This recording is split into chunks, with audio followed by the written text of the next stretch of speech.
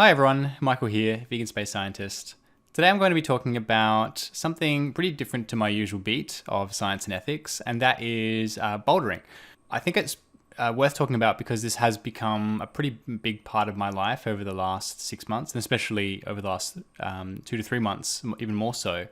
So I just want to talk a little bit about the sport that I've been really getting into and why I think it resonates with me so much. I've got some videos in the background of me climbing.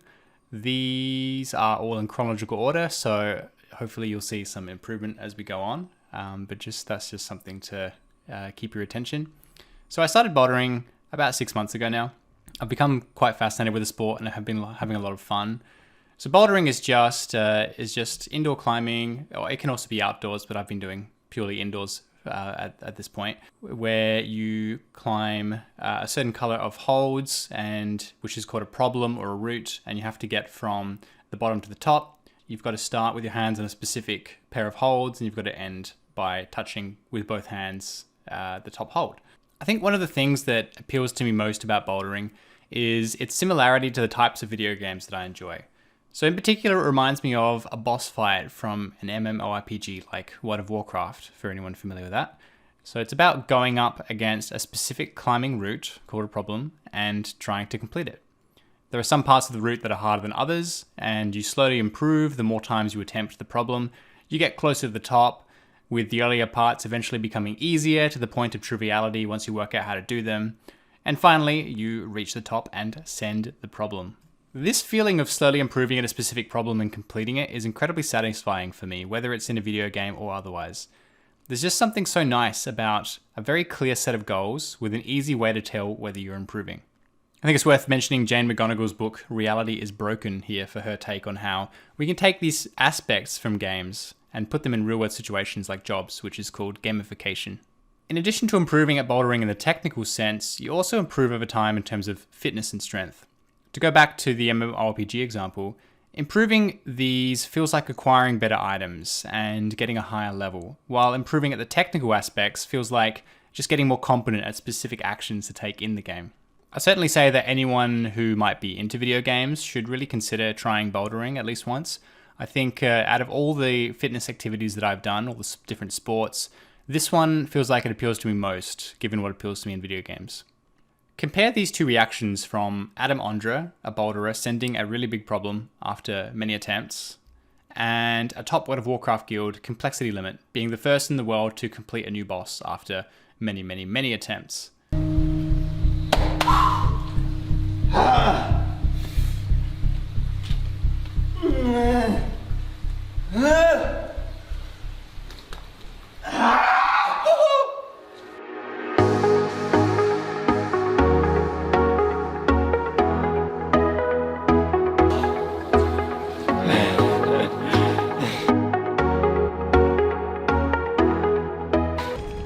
It's all CDs. 14 seconds out of it. Tanks, I'll tell you when you're kiting. Tanks are kiting in 3, 2, 1. Let's fucking go! Let's fucking go!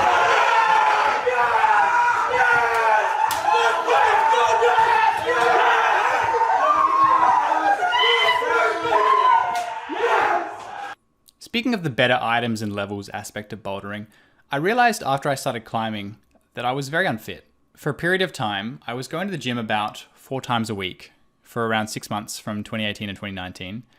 And I stopped going almost entirely due to a lack of time and energy when I was running in the state and federal elections. When I stopped, I weighed about 76 kilograms. After almost 2 years of doing barely any strength training at all, and frankly not much running or cardio either, I weighed about 82 kilograms in October 2020. So I was pretty shocked. I was pretty certain that most or all of the 6 kilograms I'd gained in that time was fat, not muscle. And it's probably more than 6 kilograms of fat because I probably lost some muscle mass. I also realized that I'd come to not be very proud of my body, and I wanted to change that. There was also the part of me that thought about how I was carrying an extra 6 kilograms that I just didn't need to up the wall. And being the competitive, video game minded person I am, I didn't want that. So over the past 6 months, I've been exercising more, including more cardio and strength training, eating less and eating more consciously. Right now, I'm at about 76 kilograms. I went down to about 75 and have been slowly increasing, which I'm happy with because I think now I'm mostly gaining muscle. I honestly couldn't be happier. People who know me might be surprised that I wanted to lose weight, as I've always been pretty slim.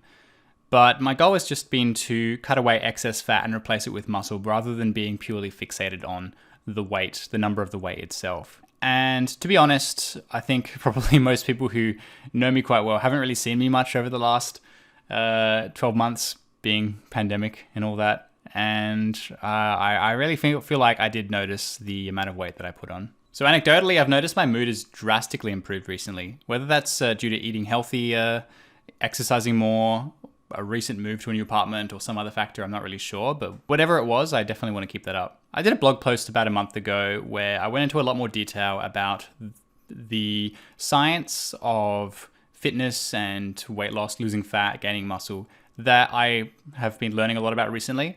So I talked about that and some of the specifics relating to my journey in that blog post. I won't rehash it here. Some of what I've been talking about here has been from that blog post, but I think you might enjoy the second half of that post if that's a topic that would interest you. I want to talk about a few boulders that I did recently that are kind of at the edge of my current skill level and strength level. This one that you're seeing right now is, it was not so much difficult in the sense of requires a lot of strength. It was fairly technical, but I think the main difficulty of this one and the reason why it took me so many attempts was it's just kind of scary. Like the feet are not in very strong positions most of the time. They're on very small holds.